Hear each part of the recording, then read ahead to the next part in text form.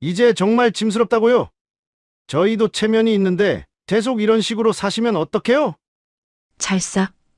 칠순잔치에서 아들에게 뺨을 맞은 윤정자는 그날 밤 충격적인 결정을 내렸습니다. 호적에서 제 아들을 삭제해 주세요. 평생 아들만 바라보고 살아온 어머니가 스스로 인연을 끊어버린 것이죠. 그런데 더 놀라운 사실이 기다리고 있었습니다. 어머니가 숨겨온 엄청난 비밀과 운명 같은 재회가 말이에요. 천벌받은 아들이 마지막에 깨닫게 된 진실은 과연 무엇일까요? 영상 시청 전 구독과 좋아요 눌러주세요. 영상을 제작하는데 큰 힘이 됩니다. 충남 천안의 작은 시골 마을에 따뜻한 봄바람이 불던 오후였습니다. 마을회관 앞마당에는 이른 아침부터 분주한 발걸음이 이어졌죠. 오늘은 마을 어르신 중 한 분의 칠순잔치가 열리는 날이었거든요. 윤정자는 새벽 5시부터 일어나 머리를 단정히 빗고 평생 아껴두었던 한복을 꺼내 입었습니다. 거울 앞에 선 정자의 얼굴에는 설렘과 긴장이 동시에 어려 있었어요. 70년을 살아오며 이런 잔치를 받아본 적이 없었거든요. 동네 부녀회장 박선희가 문을 두드렸습니다. 정자 언니, 준비 다 되셨어요? 선희야, 고마워. 이렇게 큰 잔치를 차려주다니. 정자의 목소리에는 진심 어린 감사가 담겨 있었죠. 아유, 뭐려. 언니가 우리 마을에서 얼마나 고생하며 사셨는데요. 혼자서 아들 키우시느라 얼마나 힘드셨어요. 이 정도야 당연하죠. 선희는 정자의 어깨를 다독이며 웃었습니다. 그런데 민수는 정말 올까요? 바쁘실 텐데. 정자가 걱정스러운 표정을 지었어요. 당연히 오죠. 어머니 칠순잔치인데 어떻게 안 와요? 마을회관 안으로 들어서니 이미 동네 사람들이 모여 있었어요. 김반장댁 할머니부터 구멍가게 사장님까지 정자와 인연이 있는 사람들이 하나둘 자리를 채워갔습니다. 정자 언니, 오늘 정말 예쁘세요. 젊어 보이네요. 그 한복 어디서 사셨어요? 동네 부녀의 회원들이 입을 모아 칭찬했죠. 아유, 별 말씀을. 이거 민수 아버지 살아계실 때 사준 거예요. 한 번도 못 입어봤는데 오늘 처음 입어보네요. 정자는 수줍게 고개를 숙이며 인사를 받았습니다. 평생 남을 위해 살아온 정자에게는 이런 관심과 축하가 낯설기만 했어요. 정자 언니, 민수 선생님 언제 오신다고 하셨어요? 마을 이장이 궁금해하며 물었습니다. 3시쯤 온다고 했는데 벌써 3시 반이 넘었네요. 길이 막히나 봐요. 정자가 시계를 보며 대답했어요. 회관 입구에서 차 소리가 들렸습니다. 정자의 표정이 순간 밝아졌죠. 민수가 왔나 보다. 검은색 승용차에서 양복을 차려입은 중년 남성이 내렸습니다. 박민수, 정자의 외아들이었죠. 뒤이어 명품 핸드백을 든 여성이 따라 나왔어요. 장서연, 민수의 아내였습니다. 민수야, 서연아, 어서 와. 늦었구나. 길이 많이 막혔니? 정자가 반갑게 손을 흔들었지만 두 사람의 표정은 시큰둥했습니다. 어머니, 안녕하세요. 민수의 인사는 형식적이었어요. 안녕하세요, 어머니. 서연은 억지로 웃으며 인사했죠. 와, 정말 시골티가 팍팍 나네요. 이런 곳에서 잔치를 하다니. 서연이 작은 목소리로 중얼거렸습니다. 민수는 아내의 말을 못 들은 척했어요. 잔치가 시작되자 마을 사람들은 정자 주변에 둘러앉았습니다. 정자 언니, 그동안 얼마나 고생이 많으셨어요. 혼자서 아들 하나 키우시느라. 김 반장이 술잔을 건네며 말했죠. 별 말씀을요. 민수가 이렇게 의사까지 되었으니 제가 뭘 더 바라겠어요. 정자는 아들을 바라보며 자랑스럽게 말했습니다. 하지만 민수는 스마트폰만 들여다보고 있었어요. 서연은 회관 구석구석을 돌아보며 인상을 찌푸렸습니다. 시간이 지날수록 분위기는 어색해졌습니다. 동네 사람들은 민수와 서연에게 말을 걸어보려 했지만 둘 다 시큰둥한 반응만 보였거든요. 민수 선생님, 의사 일이 어떠세요? 마을 이장이 호기심 어린 목소리로 물었습니다. 그냥 그렇습니다. 바쁘죠. 민수의 대답은 성의 없었어요. 정자는 아들의 태도가 신경 쓰였지만 내색하지 않으려 애썼습니다. 민수야, 오늘 기분이 안 좋니? 뭔가 일이 있었니? 정자가 조심스럽게 물었어요.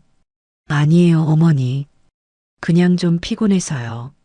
민수가 시큰둥하게 대답했습니다.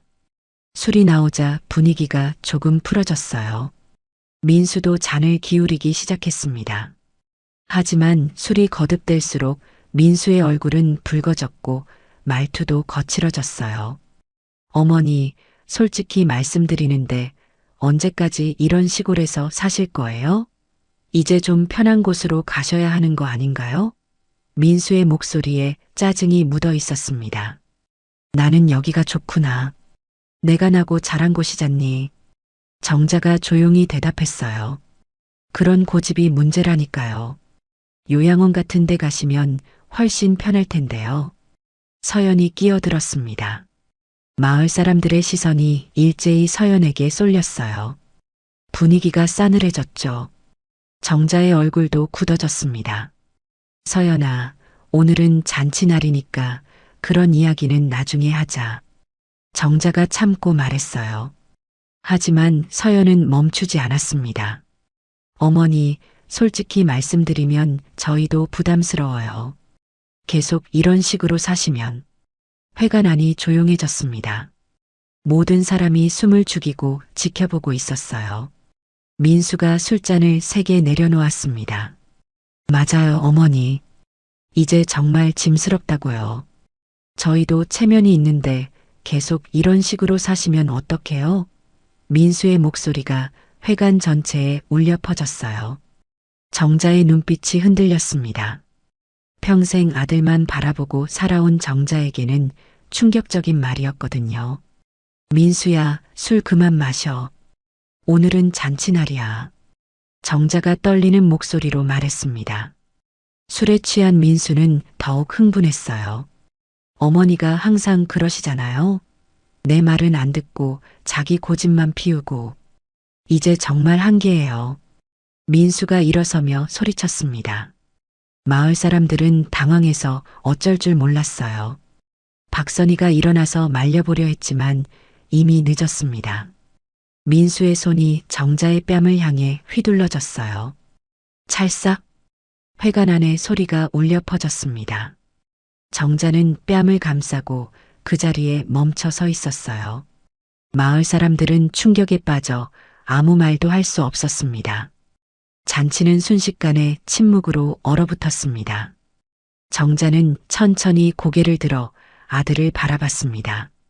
정자의 눈에는 분노보다는 깊은 실망이 서려 있었어요. 민수야, 내가 이럴 줄은 몰랐구나. 정자의 목소리는 차갑고 단호했습니다. 그날 밤 정자는 한 잠도 이루지 못했습니다. 뺨에 남은 따가운 감촉이 사라지지 않았거든요. 새벽 3시가 넘어서야 정자는 침대에서 일어나 거실로 나왔어요. 달빛이 희미하게 비치는 어둠 속에서 정자는 낡은 서랍을 열었습니다. 그 안에는 평생 소중히 보관해온 서류들이 정리되어 있었어요. 민수의 출생신고서, 학교 졸업장, 그리고 가장 최근의 주민등록등본까지. 정자는 떨리는 손으로 민수의 주민등록등본을 꺼냈습니다.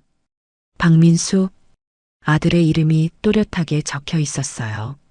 정자는 그 종이를 오랫동안 바라봤습니다.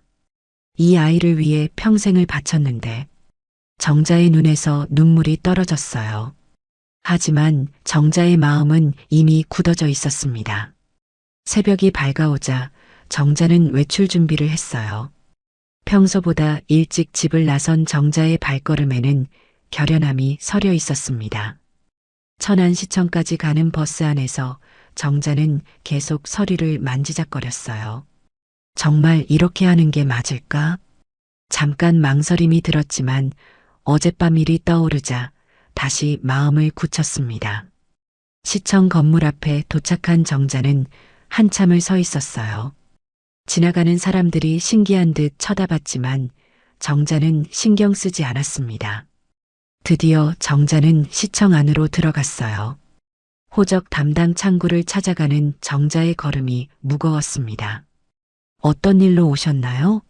젊은 여직원이 친절하게 물었어요. 정자는 잠시 말을 멈췄습니다. 호적에서 제 아들을 삭제하고 싶습니다. 정자의 목소리는 떨렸지만 단호했어요. 네, 잠깐만요. 직원의 얼굴에 당황스러운 표정이 떠올랐습니다. 어머님, 혹시 무슨 특별한 사정이 있으신가요? 이런 일은 정말 드물거든요. 직원이 조심스럽게 물었어요. 개인적인 사정입니다. 그냥 처리해 주세요. 정자가 서류를 내밀었습니다. 직원은 서류를 받아들고는 컴퓨터를 확인했어요. 박민수 씨 맞으시죠? 의사이신 분. 네, 맞습니다. 제 아들이에요. 정자가 고개를 끄덕였습니다. 직원은 여러 번 확인을 거쳐 서류를 준비했어요. 여기 서명해 주세요. 한번 처리되면 되돌릴 수 없습니다. 직원이 신중하게 말했어요. 알고 있습니다. 정자는 펜을 들고 떨리는 손으로 서명했습니다. 서류 상단에 붉은 도장이 찍혔어요. 처리 완료되었습니다. 직원이 서류를 건네며 말했어요. 정자는 서류를 받아들고 시청을 나왔습니다. 바깥 공기가 차갑게 느껴졌어요. 집으로 돌아오는 길에 정자는 박선희를 만났습니다. 언니, 어디 갔다 와요? 이른 아침부터. 선희가 궁금해하며 물었어요. 선희야, 나 큰일 했어. 정자가 힘없이 말했습니다. 왜요? 무슨 일이에요? 선희가 걱정스럽게 정자의 얼굴을 살폈어요. 민수를 호적에서 뺐어. 정자의 말에 선희는 깜짝 놀랐습니다. 언니, 설마 정말이요? 어떻게 그런 일을? 선희가 믿을 수 없다는 표정을 지었어요. 어젯밤 일 때문에 도저히 참을 수가 없더라고. 정자가 한숨을 쉬었습니다. 언니, 그래도 너무 성급한 거 아니에요? 아무리 화가 나도 그렇지. 선희가 걱정스럽게 말했어요. 아니야, 선희야. 이젠 당신도 사람답게 살아야지. 오히려 선희가 정자의 등을 두드렸습니다. 평생 아들 뒷바라지만 하느라 고생했는데 이제 좀 자유롭게 살아요. 선희의 말에 정자의 마음이 조금 놓였어요. 그런데 민수가 알면 어떻게 될까요? 정자가 걱정스럽게 물었어요. 그건 민수가 감당해야 할 몫이에요. 언니 잘못이 아니라고요. 선희가 단호하게 말했습니다. 소문은 생각보다 빨리 퍼졌어요. 마을 사람들 사이에서 정자가 아들을 호적에서 뺐다는 이야기가 돌기 시작했습니다. 정자 언니가 정말 그랬대요? 아니, 어떻게 그런 일이. 부녀의 사람들이 수군거렸어요. 어젯밤 잔치에서 무슨 일이 있었나 봐요. 민수 선생님이 술 먹고 어머니한테 손을 댔다던데. 소문은 점점 커져갔습니다. 이틀 후 민수에게도 소식이 전해졌어요. 병원에서 간호사가 조심스럽게 말했습니다. 선생님, 혹시 어머님이 정말 선생님을 호적에서 빼셨나요? 마을에서 그런 얘기가 돌고 있어서요. 민수의 얼굴이 순간 굳어졌어요. 뭐라고요? 그게 무슨 소리예요? 민수가 화를 냈습니다. 죄송해요. 그냥 소문이 있어서요. 간호사가 황급히 사과했어요. 민수는 곧바로 어머니에게 전화를 걸었습니다. 어머니, 제가 호적에서 빠졌다는 게 무슨 소리예요? 민수의 목소리에 분노가 섞여 있었어요. 그래, 내가 그렇게 했다. 정자의 대답은 담담했습니다. 어떻게 그런 일을 하실 수가 있어요? 회사에서 사람들이 다 알고 있어요. 저 체면이 어떻게 돼요? 민수가 소리쳤어요. 체면? 내가 내 뺨을 때릴 때는 내 체면 생각 안 했잖니. 정자의 목소리가 차가웠습니다. 그건 제가 술을 마셔서 그런 거고. 이건 너무 심한 거 아니에요? 민수가 변명했어요. 이미 늦었어. 다시는 내 앞에 나타나지 마라. 정자가 전화를 끊었습니다. 그날 저녁 정자는 편지지를 꺼내 글을 썼어요. 민수야, 어머니가 마지막으로 하는 말이다. 너는 이제 내 아들이 아니야. 앞으로 찾아오지도 말고 연락하지도 마라. 내가 의사가 되어 성공한 것만으로도 내 할 일은 다 끝났어. 이제 나도 내 인생을 살 거야. 정자는 편지를 봉투에 넣고 민수의 병원 주소를 적었습니다. 다음 날 아침 정자는 우체국에 가서 편지를 보냈어요. 이제 정말 모든 게 끝났구나. 정자의 마음은 복잡했지만 후회는 없었습니다. 호적에서 지워진 지 한 달이 지났습니다. 민수는 평소와 다름없이 병원에서 진료를 하고 있었어요. 하지만 마음 한구석에는 항상 불안감이 자리 잡고 있었습니다. 어머니와의 일로 스트레스를 받고 있던 중에 뜻밖의 일이 벌어졌어요. 그날 아침 민수가 병원에 도착하자 낯선 사람들이 서류를 들고 기다리고 있었습니다. 박민수 원장님이신가요? 국세청 조사관입니다. 세무조사를 실시하게 되었습니다. 조사관의 말에 민수의 얼굴이 하얗게 질렸어요. 세무조사요? 저희 병원에 무슨 문제가 있나요? 민수가 당황하며 물었습니다. 자세한 내용은 조사를 진행하면서 설명드리겠습니다. 협조 부탁드립니다. 조사관들이 병원 안으로 들어갔어요. 순식간에 병원은 발칵 뒤집혔습니다. 조사관들은 컴퓨터와 서류들을 뒤지기 시작했어요. 환자들도 상황을 눈치채고 웅성거렸습니다. 원장님, 무슨 일이에요? 간호사가 걱정스럽게 물었어요. 모르겠어요. 뭔가 착오가 있었나 봐요. 민수가 식은땀을 흘리며 대답했습니다. 조사가 진행될수록 민수의 얼굴은 점점 어두워졌어요. 장인어른이 병원 투자금 명목으로 처리한 돈들이 문제가 된 것이었습니다.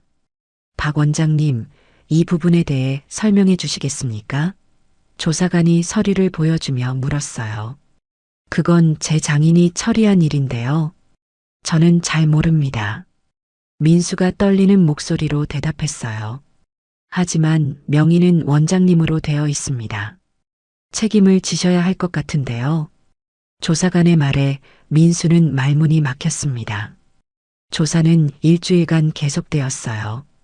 그 사이 병원에는 환자들의 발길이 끊겼습니다. 세무조사를 받는 병원이라는 소문이 퍼졌거든요. 원장님, 예약 취소가 계속 들어오고 있어요. 어떻게 하죠? 직원이 걱정스럽게 보고했습니다. 일단 기다려봅시다. 조사가 끝나면 괜찮아질 거예요. 민수가 애써 침착하게 말했지만 내심은 불안했어요. 집에 돌아온 민수는 서연에게 상황을 설명했습니다. 여보, 큰일 났어요. 세무서에서 조사를 나왔는데 아버님이 처리하신 돈 때문에 문제가 생겼어요. 민수가 초조하게 말했어요. 뭐라고요? 그게 무슨 소리예요? 서연이 놀란 표정을 지었습니다. 병원 투자금이라고 하셨던 그 돈 말이에요. 불법 거래였나 봐요. 민수가 한숨을 쉬었어요. 어머, 그럼 우리 어떻게 되는 거예요? 서연의 목소리가 떨렸습니다. 모르겠어요. 일단 변호사를 선임해야 할 것 같아요. 민수가 머리를 감싸 쥐었어요. 며칠 후 더 큰 충격이 기다리고 있었습니다. 언론에서 민수의 병원 사건을 크게 다루기 시작한 것이에요. 천안의 한 정형외과 병원장이 불법 의료비 수수 혐의로 조사를 받고 있다는 기사가 실렸습니다. 기사에는 민수의 이름과 사진까지 나왔어요. 민수가 아침 신문을 보고 충격을 받았습니다. 이렇게 될 줄은 몰랐는데 민수의 목소리가 떨렸어요. 병원 전화는 하루 종일 울려댔습니다. 대부분 예약 취소나 항해 전화였어요. 원장님, 신문에 난 기사 보고 전화했는데요. 예약 취소하려고 합니다. 환자의 차가운 목소리였어요. 오해가 있으신 것 같은데요. 저희는 결백합니다. 민수가 해명하려 했지만 소용없었어요. 결백하든 아니든 이미 신뢰가 깨졌어요. 다른 병원으로 가겠습니다. 환자가 전화를 끊었습니다. 이런 일이 반복되자 민수는 절망에 빠졌어요. 평생 쌓아온 명성이 하루아침에 무너지는 기분이었습니다. 설상가상으로 서연마저 이상한 행동을 보이기 시작했어요. 여보, 잠깐 친정에 다녀올게요. 아이도 데리고 가고요. 서연이 짐을 싸며 말했어요. 지금 이런 상황에 어디 가시려고요? 저도 힘든데 혼자 두고 가시면 어떡해요? 민수가 붙잡으려 했습니다. 저도 너무 스트레스 받아요. 좀 쉬다 올게요. 서연이 냉담하게 말했어요. 하지만 서연은 돌아오지 않았습니다. 며칠 후 민수는 충격적인 사실을 알게 되었어요. 서연이 가족 재산을 모두 빼돌리고 아이와 함께 해외로 떠났다는 것이었습니다. 은행에서 전화가 왔어요. 고객님, 부인분이 공동명의 계좌에 돈을 모두 인출하셨는데요. 은행원의 말에 민수는 정신이 멍해졌습니다. 얼마나 인출했나요? 민수가 떨리는 목소리로 물었어요. 총 5억 원 정도 됩니다. 모든 계좌가 비어 있어요. 은행원의 답변에 민수는 주저앉았습니다. 민수는 급히 장인에게 전화를 걸었어요. 아버님, 서연이 어디 갔는지 아세요? 연락이 안 돼요. 민수가 다급하게 물었어요. 서연이가 미국으로 떠났어. 당분간 돌아올 생각 없다고 하더군. 장인의 대답은 차가웠습니다. 그럼 저는 어떻게 하라는 거예요? 민수가 절규했어요. 그건 자네가 알아서 해. 나도 바빠. 장인이 전화를 끊었습니다. 모든 걸 잃은 민수는 폐허가 된 병원 앞에서 무릎을 꿇었어요. 환자도 없고 직원들도 하나둘 떠나가는 병원을 바라보며 절망에 빠졌습니다. 한때 자신이 자랑하던 간판이 철거되는 모습을 지켜봤어요. 그때 민수는 자신이 버린 어머니의 얼굴을 떠올렸습니다.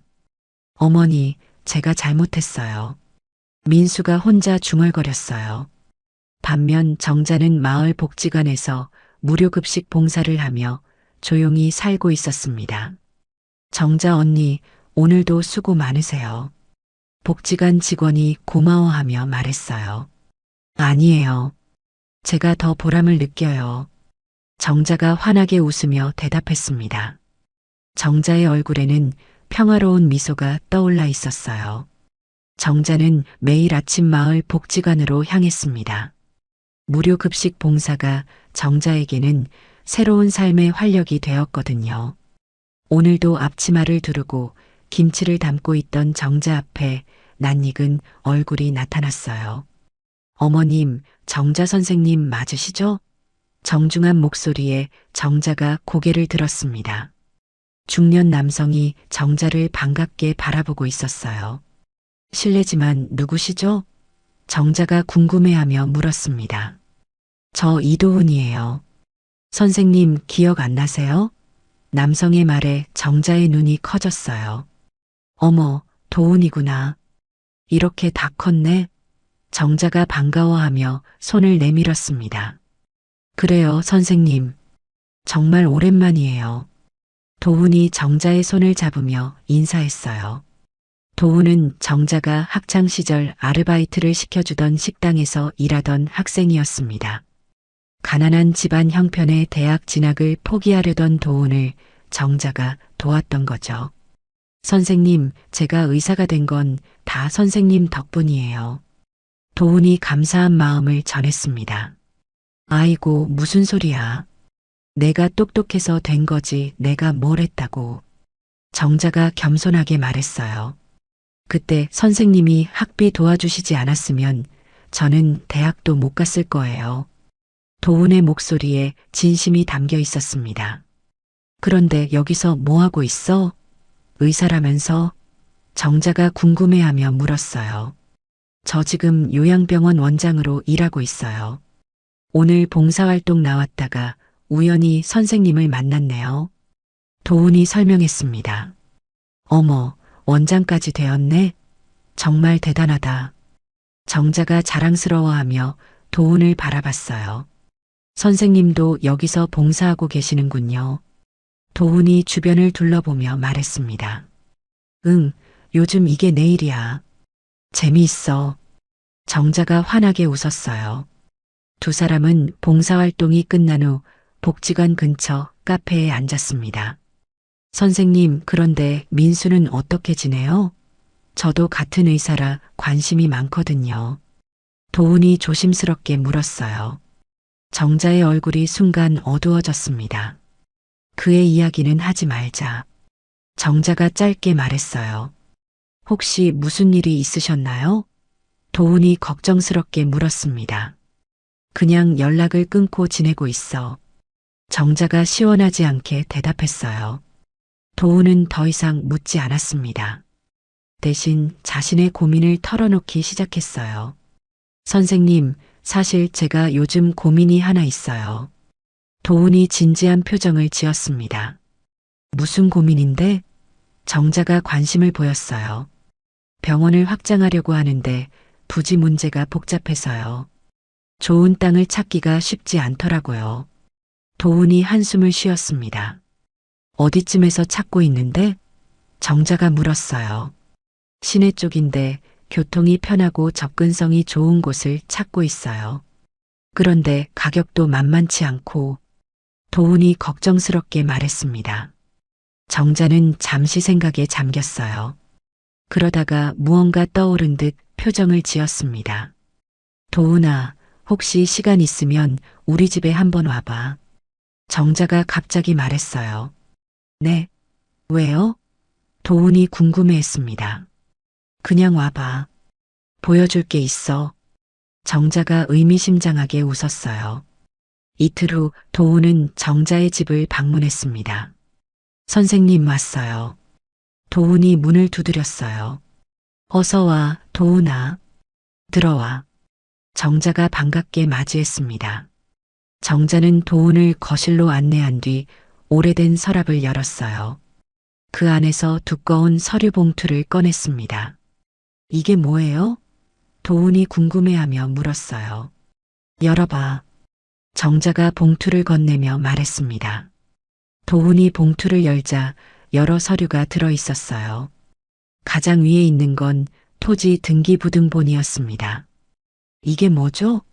도훈이 서류를 보며 놀랐어요.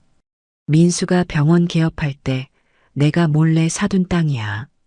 정자가 담담하게 설명했습니다. 어머, 이 위치면 정말 좋은 곳인데요. 시내 중심 가잖아요. 도훈이 놀라며 말했어요. 그때는 민수 주려고 샀는데 이제 그럴 필요 없으니까. 정자의 목소리에 쓸쓸함이 묻어 있었어요. 선생님, 그럼 이 땅을 어떻게 하실 생각이에요? 도훈이 조심스럽게 물었습니다. 내가 가져가. 병원 확장하는 데 써. 정자가 단호하게 말했어요. 네. 이걸 저한테 주신다고요? 그럴 수는 없어요. 도훈이 황급히 거절했습니다. 왜 안 돼? 너는 내 제자잖아. 게다가 내가 하는 요양병원은 어르신들을 돌보는 좋은 일이고. 정자가 설득했어요. 하지만 이건 너무 큰 선물이에요. 받을 수가 없어요. 도훈이 계속 사양했습니다. 그럼 기부할게. 병원법인 명의로 기부하는 거야. 정자가 대안을 제시했어요. 정말 그렇게 하시겠어요? 도훈이 믿을 수 없다는 표정을 지었습니다. 그래, 어차피 나 혼자 살다 죽을 건데 이런 걸 가지고 있어봐야 뭐해. 차라리 좋은 일에 쓰이는 게 낫지. 정자가 웃으며 말했어요. 선생님, 정말 감사합니다. 제가 꼭 잘 활용하겠어요. 도훈의 눈에 눈물이 맺혔습니다. 그래, 그렇게 해줘. 어르신들이 편안하게 지낼 수 있도록. 정자가 도훈의 손을 잡았어요. 며칠 후 지역신문에 작은 기사가 실렸습니다. 천안 지역 요양병원에 익명의 기부자가 나타나 토지를 기부했다는 내용이었어요. 기사에는 기부자의 이름은 공개되지 않았지만 임대 수입 전액도 요양원 운영비로 기부한다고 되어 있었습니다. 도훈은 기사를 보며 다시 한번 정자의 마음에 감동했어요. 정자는 신문을 보며 조용히 미소 지었습니다. 이제 정말 마음이 편해졌어요. 민수의 삶은 나락으로 떨어졌습니다. 세무조사와 언론 보도로 병원은 완전히 문을 닫았고 서연마저 떠나버린 상황이었어요. 한때 성공한 의사였던 민수는 이제 거리를 배회하는 신세가 되었습니다. 병원 임대료도 밀리고 직원들 급여도 주지 못해 민수는 모든 것을 잃었어요. 아침 일찍 민수는 거리로 나왔습니다. 며칠째 제대로 먹지 못한 상태였거든요.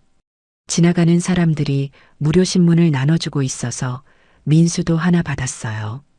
신문을 펼쳐든 민수의 시선이 한 기사에 멈췄습니다. 천안 요양원 익명 기부자, 토지 임대 수입 전액 기부라는 제목이 눈에 들어왔어요. 민수는 기사를 자세히 읽기 시작했습니다. 천안시 소재 한 요양병원에 익명의 기부자가 나타나 시가 수십억 원 상당의 토지를 기부했다고 나와 있었어요. 기부자는 토지뿐만 아니라 임대 수입까지 모두 요양원 운영비로 사용하겠다고 밝혔다고 했습니다. 민수의 손이 떨리기 시작했어요. 기사를 읽을수록 이상한 예감이 들었거든요. 요양병원 위치가 자신의 병원 근처였고 기부 시기도 최근이었습니다. 설마 이게 어머니와 관련이 있을까? 민수가 중얼거렸어요. 기사에는 기부자의 신원은 밝히지 않겠다고 되어 있었지만 민수는 직감적으로 알 수 있었습니다. 이 익명의 기부자가 바로 어머니 윤정자라는 것을요. 민수는 과거를 떠올려 보았습니다. 자신이 의과대학을 졸업하고 병원을 개업할 때를 말이에요. 그때 어머니가 했던 말들이 하나씩 기억났습니다. 민수야, 병원 부지는 걱정하지 마라. 어머니가 알아서 할게. 정자가 웃으며 말했던 기억이 났어요. 어머니, 그런 큰 돈을 어떻게 마련하세요? 민수가 걱정스럽게 물었었죠. 어머니한테는 비밀이 있거든. 걱정 말고 공부나 열심히 해. 정자가 신비롭게 웃었던 모습이 떠올랐습니다. 그때 민수는 어머니의 말을 대수롭지 않게 여겼어요. 어머니가 평생 모은 돈으로 도와주는 것이라고만 생각했거든요. 하지만 지금 생각해보니 그게 아니었습니다. 어머니는 이미 그때부터 부동산 투자를 하고 있었던 거예요. 민수는 더 자세히 기억을 되짚어 보았습니다. 병원 개업 준비를 할 때 어머니가 자주 부동산 중개사무소에 다니던 모습이 기억났어요. 그때는 단순히 집을 알아보는 것이라고 생각했는데 실제로는 투자용 부동산을 사고 있었던 것이었습니다. 어머니, 또 부동산 보러 가세요? 민수가 물었던 적이 있었어요. 응, 나중에 넣어주려고 좋은 땅 하나 알아보고 있어. 정자가 대답했었죠. 그런데 민수는 그 말의 진정한 의미를 이해하지 못했습니다. 어머니가 자신을 위해 얼마나 많은 계획을 세우고 있었는지 전혀 몰랐던 거예요. 민수의 가슴이 먹먹해졌습니다. 어머니가 평생 모은 돈으로 자신의 미래를 준비해주고 있었는데 자신은 그 사실조차 몰랐던 거예요. 게다가 그런 어머니를 업신여기고 심지어 손까지 댔었습니다. 하지만 민수의 마음에 죄책감보다 먼저 떠오른 것은 다른 감정이었어요. 욕심이었습니다. 어머니가 그런 재산을 가지고 있다면 자신도 권리가 있는 것 아닌가 하는 생각이 들었거든요. 민수는 급히 변호사 사무실로 향했습니다. 지금 상황에서는 돈이 절실히 필요했거든요. 변호사 선생님, 제 어머니가 저를 호적에서 빼셨는데 재산 상속 권리는 어떻게 되나요? 민수가 다급하게 물었어요. 호적에서 제외되었다고 해서 친족 관계가 완전히 끊어지는 것은 아닙니다. 하지만 상황에 따라 다를 수 있어요. 변호사가 신중하게 답했습니다. 그럼 어머니 재산에 대해 이의를 제기할 수 있나요? 민수가 간절하게 물었어요. 일단 관련 서류들을 확인해 봐야겠는데요. 어머님이 어떤 방식으로 재산을 처분하셨는지가 중요합니다. 변호사가 설명했어요. 민수는 변호사와 함께 관련 서류들을 조사하기 시작했습니다. 하지만 결과는 절망적이었어요. 정자는 이미 모든 재산을 요양병원 법인으로 기부 처리해버린 상태였습니다. 게다가 법적으로 하자가 없는 완벽한 절차를 거쳤어요. 변호사 선생님, 이걸 되돌릴 방법은 없나요? 민수가 마지막 희망을 걸고 물었습니다. 어려울 것 같습니다. 기부 의사가 명확하고 모든 절차가 합법적으로 이루어졌거든요. 변호사가 고개를 저었어요. 그럼 저는 어떻게 해야 하나요? 민수의 목소리가 절망에 찼어요. 어머님과 화해하는 게 최선일 것 같습니다. 변호사가 조언했어요. 하지만 민수는 어머니에게 돌아갈 용기가 없었습니다. 자신이 저질러 놓은 일들이 너무 커서 용서를 구하기도 부끄러웠거든요. 민수는 변호사 사무실을 나와 거리를 걸었어요. 차가운 바람이 뺨을 스쳤습니다. 그제야 민수는 깨달았어요. 어머니가 자신에게서 완전히 등을 돌렸다는 사실을 말이에요. 호적에서 빼내는 것도 모자라 재산까지 모두 기부해버린 것은 더 이상 자신과 관계를 갖지 않겠다는 강한 의지였습니다. 민수는 공원 벤치에 앉아 하늘을 올려다봤어요. 구름이 빠르게 지나가고 있었습니다. 어머니, 제가 정말 잘못했어요. 민수가 혼자 중얼거렸어요. 하지만 이미 모든 것이 늦어버린 상황이었습니다. 민수는 벤치에서 일어나 다시 걷기 시작했어요. 갈 곳도 없고 돌아갈 집도 없는 신세가 되었지만 그래도 살아가야 했습니다. 저녁이 되자 민수는 거리의 노숙자들과 함께 무료 급식소에서 식사를 했어요. 한때 성공한 의사였던 자신이 이런 신세가 될 줄은 꿈에도 몰랐습니다. 며칠 후 천안에는 폭우가 쏟아졌습니다. 민수는 여전히 거리를 배회하며 하루하루를 버텨내고 있었어요. 비에 젖은 채로 걸어가던 민수는 문득 발걸음을 멈췄습니다. 눈앞에 보이는 건물이 바로 이도은의 요양병원이었거든요. 저기가 어머니가 기부한 그 병원인가? 민수가 빗속에서 병원을 바라봤어요. 마음이 복잡했습니다. 어머니가 자신 대신 남에게 준 재산이 만든 병원을 보고 있으니 기분이 착잡했거든요. 민수는 병원 입구 앞에서 한참을 서 있었어요. 들어가서 이도훈을 만나볼까 하는 생각도 들었지만 용기가 나지 않았습니다. 자신이 지금 어떤 모습인지 스스로도 부끄러웠거든요. 비는 점점 더 세게 내렸어요. 민수의 옷은 완전히 젖었고 몸도 차가워졌습니다. 이제 어디로 가야 하나? 민수가 막막한 마음으로 발걸음을 돌렸어요. 그런데 그때 빗길에 발이 미끄러졌습니다. 민수가 비틀거리며 넘어지려는 순간 맞은편에서 오던 차량이 급브레이크를 밟았어요. 하지만 빗길에서 차는 멈추지 못했습니다. 쾅! 둔탁한 소리와 함께 민수는 땅에 쓰러졌어요. 차에서 운전자가 급히 내려왔습니다. 괜찮으세요? 사람 살려요. 119 신고해 주세요. 운전자가 다급하게 소리쳤어요. 주변 사람들이 하나둘 모여들었습니다. 민수는 의식을 잃은 채 바닥에 누워 있었어요. 머리에서 피가 흘러나오고 있었습니다. 곧 구급차가 도착했어요. 응급구조사들이 민수를 들것에 옮기며 신속하게 응급처치를 했습니다. 혈압이 떨어지고 있어요. 빨리 병원으로 가야 합니다. 응급구조사가 무전기에 대고 말했어요. 가장 가까운 병원이 어디죠? 운전자가 물었습니다.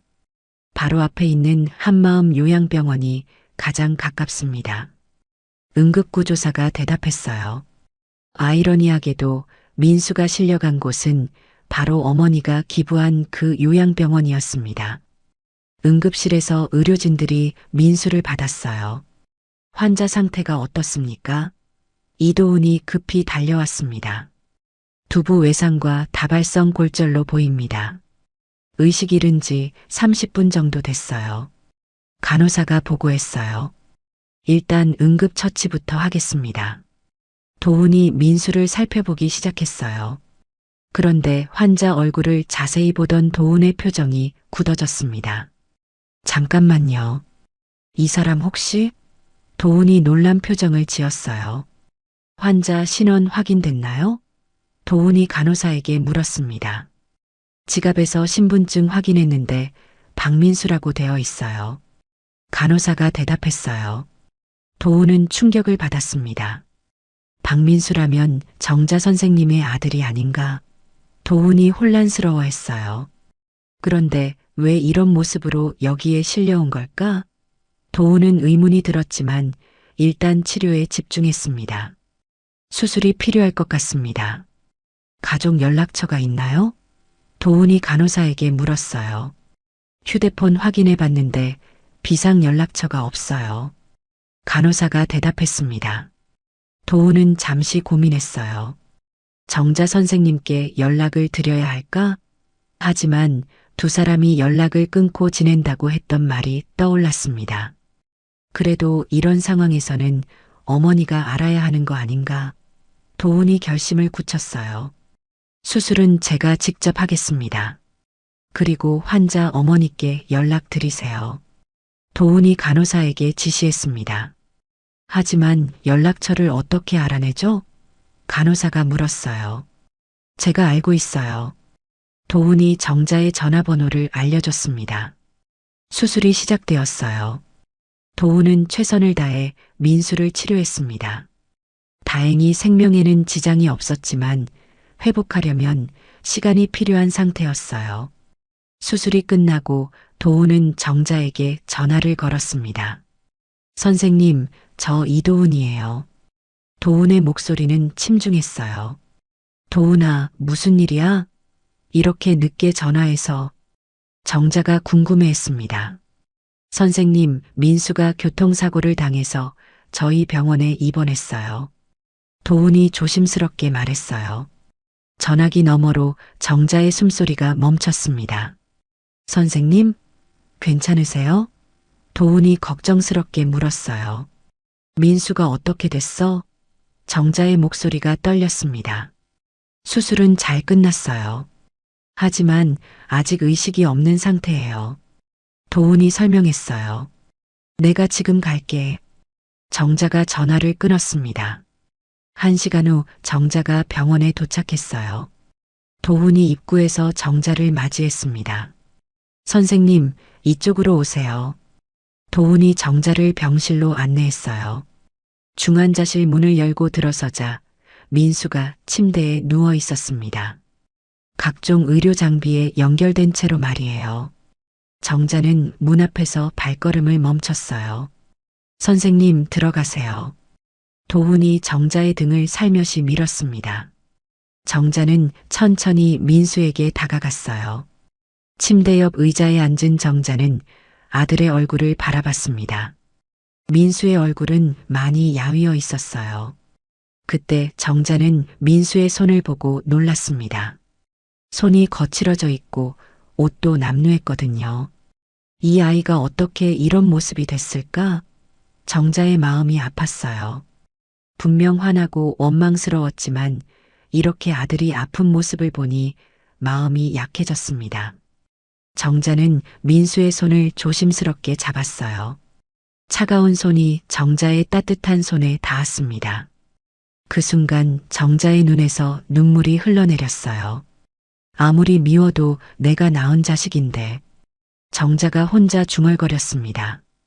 병실 문 밖에서 이를 지켜보던 도훈은 가슴이 먹먹해졌어요.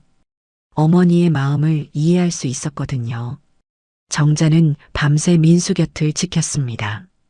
간호사가 물수건을 가져오자 정자는 민수의 이마를 닦아줬어요. 이 아이가 어릴 때도 이렇게 아프면 밤새 돌봐줬는데 정자가 옛 기억을 떠올렸습니다. 사흘째 밤이 지나고 새벽이 밝아올 무렵이었습니다. 정자는 민수 옆에서 졸고 있다가 희미한 신음소리에 잠에서 깼어요. 민수의 눈꺼풀이 살짝 떨리고 있었습니다. 민수야, 민수야. 정자가 조심스럽게 불렀어요. 민수의 눈이 천천히 떠졌습니다. 희미한 의식 속에서 민수가 처음 본 것은 산소 마스크 너머로 보이는 어머니의 주름진 손이었어요. 어머니? 민수가 작은 목소리로 중얼거렸습니다. 그래, 민수야. 어머니 여기 있어. 정자의 목소리가 떨렸어요. 민수는 자신의 상황을 파악하려 했습니다. 여기가 어디지? 왜 나는 누워있지? 민수의 머릿속이 혼란스러웠어요. 천천히 기억이 되돌아왔습니다. 비 오는 날 병원 앞에서 미끄러졌던 일, 그리고 차에 치였던 기억까지. 제가 사고를 당했나요? 민수가 힘겹게 물었어요. 그래, 교통사고 났어. 하지만 이제 괜찮아. 정자가 민수의 손을 잡으며 말했습니다. 어머니의 따뜻한 손길에 민수의 눈에서 눈물이 흘러내렸어요. 어머니, 죄송해요. 정말 죄송해요. 민수의 목소리는 간신히 들릴 정도로 작았습니다. 정자는 말없이 수건을 가져와 민수의 눈물을 닦아줬어요. 그 손길이 어릴 때와 똑같아서 민수는 더욱 울음을 터뜨렸습니다. 어머니, 저 정말 잘못했어요. 용서해 주세요. 민수가 흐느끼며 말했어요. 정자의 눈에서도 눈물이 떨어졌습니다. 하지만 정자는 아무 말하지 않고 민수의 이마를 닦아줬어요. 어머니, 말 좀 해주세요. 제발 말 좀 해주세요. 민수가 애원했습니다. 정자는 여전히 침묵을 지켰어요. 대신 민수의 등을 천천히 두드려주기 시작했습니다. 그 손길 하나하나에 어머니의 마음이 담겨 있었어요. 민수는 그 손길을 느끼며 자신이 얼마나 큰 잘못을 저질렀는지 깨달았습니다. 어머니, 저는 정말 나쁜 놈이에요. 어머니한테 손을 대다니. 민수가 자책하며 말했어요. 정자는 계속 말없이 민수를 달래주었습니다. 어릴 때 민수가 아플 때마다 이렇게 등을 두드려 주었던 기억이 떠올랐어요. 그때나 지금이나 어머니의 마음은 똑같았습니다. 어머니, 제가 어떻게 하면 용서를 받을 수 있을까요? 민수가 간절히 물었어요. 정자가 처음으로 입을 열었습니다.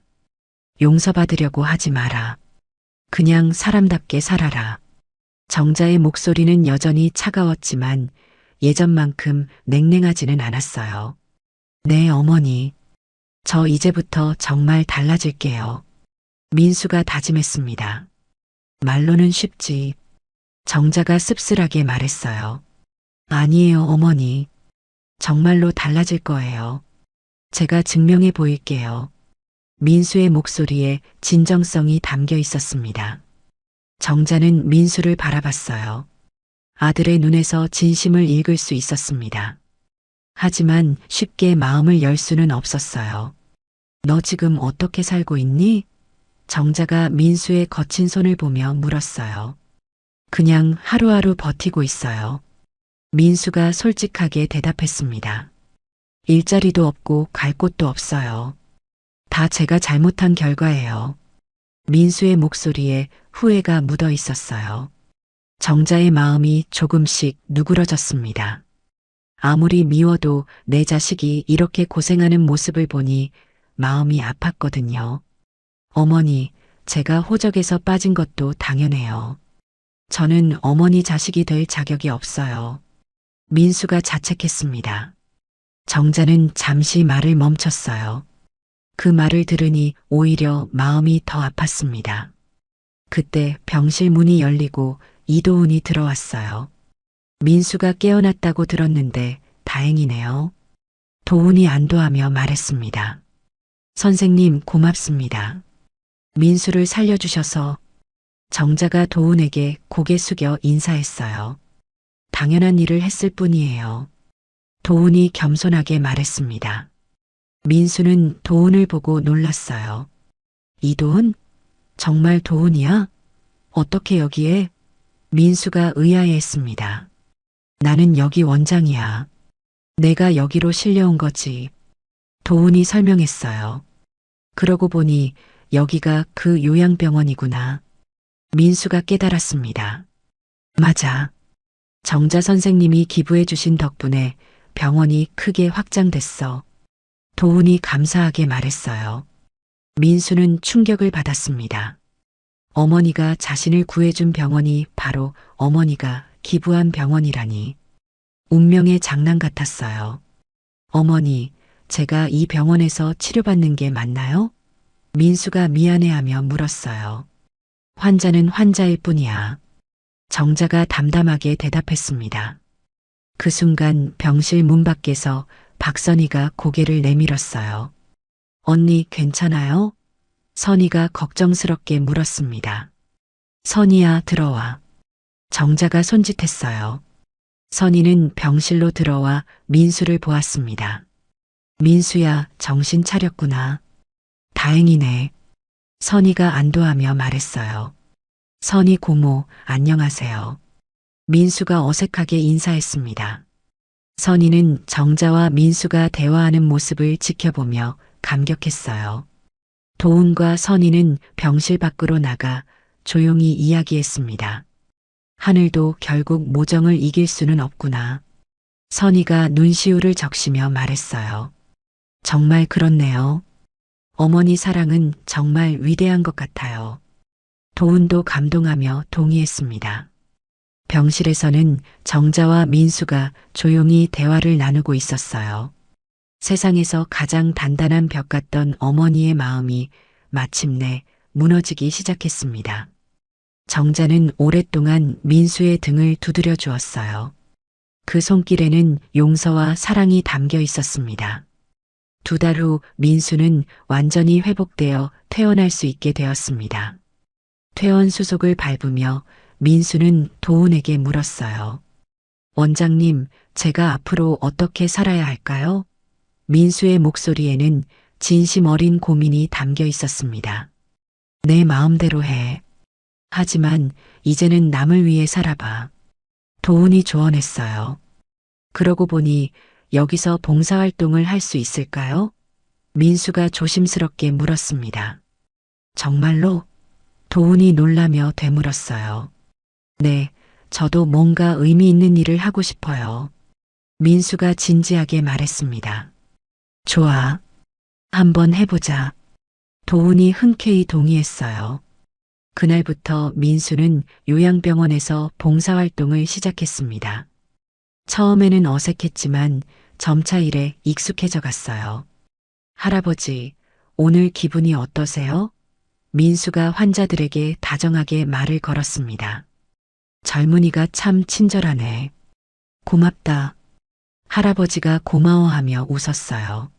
민수는 진심으로 환자들을 돌보았습니다. 예전에 의사였던 경험이 도움이 되었거든요. 선생님, 이 할머니 혈압이 조금 높으신 것 같아요. 민수가 도훈에게 보고했습니다. 그래, 한번 봐주지. 도훈이 민수의 의견을 존중했어요. 민수의 성실한 모습을 본 정자의 마음도 조금씩 풀어졌습니다. 정자는 더 이상 과거 일을 언급하지 않았어요. 대신 민수의 변화를 조용히 지켜봤습니다. 어머니, 오늘 점심 뭐 드실래요? 민수가 정자에게 물었어요. 아무거나 좋아. 내가 정하렴. 정자의 대답이 예전보다 부드러워졌습니다. 그렇게 몇 개월이 지났어요. 어느 날 정자가 도훈에게 제안을 했습니다. 도훈아, 병원 앞 정원에 작은 비석 하나 세우면 어떨까? 정자가 말했어요. 무슨 비석 말씀이에요? 도훈이 궁금해했습니다. 효는 말보다 행동이라고 새기고 싶어? 정자의 제안에 도훈이 고개를 끄덕였어요. 좋은 생각이에요. 그렇게 하시죠. 일주일 후 병원 정원에 작은 돌비석이 세워졌습니다. 효는 말보다 행동이라는 글귀가 새겨져 있었어요. 민수는 그 비석을 보며 마음을 다잡았습니다. 정말 행동으로 보여드려야겠어요. 민수가 혼자 다짐했어요. 얼마 후 지역신문에서 이들의 이야기를 취재했습니다. 기자가 정자에게 물었어요. 어머님, 아드님과 화해하신 소감이 어떠세요? 화해라는 게 하루아침에 되는 건 아니에요. 하지만 이제 희망이 보여요. 정자가 담담하게 대답했습니다. 신문에는 천벌에서 용서로라는 제목으로 기사가 실렸어요. 마을 사람들이 신문을 보고 감동했습니다. 정말 대단한 모자네요. 이웃 주민이 감탄하며 말했어요. 세월이 흘러 요양병원은 마을의 자랑이 되었습니다. 민수의 성실한 봉사활동과 정자의 지원으로 병원은 더욱 발전했어요. 원장님, 우리 병원이 지역에서 인정받고 있어요. 간호사가 기쁘게 보고했습니다. 정자 선생님과 민수 덕분이죠. 도훈이 고마워하며 말했어요. 해마다 봄이 오면 정자와 민수는 병원 정원에서 기념사진을 찍었습니다. 처음에는 어색했지만 시간이 지날수록 자연스러워졌어요. 어머니, 올해도 사진 찍을까요? 민수가 물었습니다. 그래, 찍자. 정자가 미소 지으며 대답했어요. 사진 속 두 사람의 표정은 해마다 밝아져 갔습니다. 3년이 지난 어느 봄날이었습니다. 정자는 병원 창가에 앉아 밖을 내다보고 있었어요. 따뜻한 햇살이 창문으로 들어오고 있었습니다. 민수가 다가와 정자 옆에 앉았어요. 어머니, 뭘 보고 계세요? 민수가 조심스럽게 물었습니다. 그냥 봄이 와서 기분이 좋구나. 정자가 평화로운 표정으로 말했어요. 어머니, 저 정말 감사해요. 이렇게 기회를 주셔서. 민수가 진심으로 말했습니다. 기회는 내가 만든 거야. 정자가 민수를 바라보며 말했어요. 민수의 눈에 눈물이 맺혔습니다. 어머니의 용서가 얼마나 큰 선물인지 알고 있었거든요. 어머니, 앞으로도 계속 잘해볼게요. 민수가 다짐했습니다. 응, 그래라. 정자가 고개를 끄덕였어요. 창밖에는 벚꽃이 활짝 피어 있었습니다. 봄바람에 꽃잎들이 하늘거리며 떨어지고 있었어요. 정자는 그 모습을 보며 조용히 미소 지었습니다. 마음속 깊은 곳에서 평화가 느껴졌어요. 하늘의 벌보다 무서운 것은 어머니의 침묵이었습니다. 하지만 그 침묵 끝에 남은 것은 여전히 살아있는 사랑이었어요. 어머니, 저도 언젠가는 좋은 아버지가 될 수 있을까요? 민수가 문득 물었습니다. 그건 내가 어떻게 사느냐에 달려있지. 정자가 지혜롭게 대답했어요. 민수는 고개를 끄덕였습니다. 앞으로 어떤 일이 있어도 어머니를 실망시키지 않겠다고 마음먹었어요. 해가 저물어가자 정자와 민수는 함께 병원을 나섰습니다. 집으로 가는 길에 두 사람은 나란히 걸었어요. 그 모습이 예전과는 확연히 달랐습니다. 어머니, 내일은 뭘 도와드릴까요? 민수가 물었습니다. 내일 일은 내일 생각하자. 정자가 여유롭게 말했어요. 두 사람의 그림자가 석양에 길게 늘어져 있었습니다. 마을 사람들이 그 모습을 보며 흐뭇해했어요. 정말 보기 좋은 모자지간이네요. 지나가던 할머니가 말했습니다. 그렇게 정자와 민수는 새로운 시작을 맞이했습니다. 과거의 상처는 치유되었고 미래에 대한 희망이 생겼어요. 오늘 이야기가 좋으셨다면 구독과 댓글, 알람 설정 잊지 마시고 소중한 댓글 하나가 정말 큰 시청해 주셔서 진심으로 감사드립니다.